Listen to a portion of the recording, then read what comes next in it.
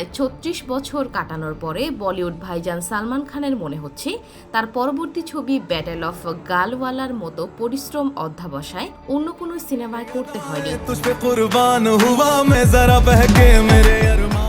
বহুল প্রতীক্ষিত battle of গালওয়াল ২০২০ সালে ভারত ও চীনের মধ্যে গালওয়াল উপত্যকায় সংঘাতের ওপর ভিত্তি করে তৈরি করা হয়েছে। সিনেমাটির পরিচালক শুট আউট এট লোখন্ডওয়ালা খ্যাত অপূর্ব লাখিয়া। আর এই ছবি নিয়ে অনেক প্রত্যাশা সালমান খানের। জানা গেছে এক সপ্তাহ আগেই সামনে এসেছে সিনেমার পোস্টারের ঝলক।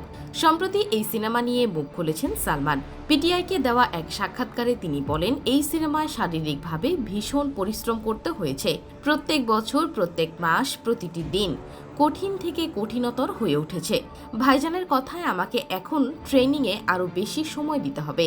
আগামী সিনেমার আগে ১-২ সপ্তাহ নিজেকে ট্রেন করতাম, কিন্তু এখন এই সিনেমার জন্য আমাকে দৌড়ানো থেকে শুরু করে কিকিং, পাঞ্চিং এই সব কিছু আরও বেশি করে সময় দিতে হচ্ছে। সিকান্দার সিনেমায় অ্যাকশন ছিল একরকম, তার চরিত্র ছিল একরকম, কিন্তু এই সিনেমা করার ক্ষেত্রে বুঝেছি এটা ফিজিক্যালি আলাদা। পাশাপাশি লাদাখে শুটিং, ঠান্ডা আবহাওয়া, জলে শুটিং আলাদা করে আরও বেশি চ্যালেঞ্জ তৈরি করেছে। প্রথমে এই ছবি ঘিরে ভীষণ উত্তেজিত ছিলেন সালমান।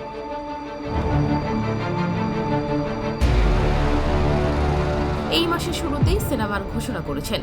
৫৯ বছর বয়সী অভিনেতা বলেন, আমি যখন এই সিনেমা সাইন করি তখন মনে হয়েছিল এটা দুর্দান্ত একটা বিষয় হতে চলেছে, কিন্তু এখন বুঝতে পারছি এই সিনেমা করা ভীষণ ভীষণ ডিফিকাল্ট বা কঠিন।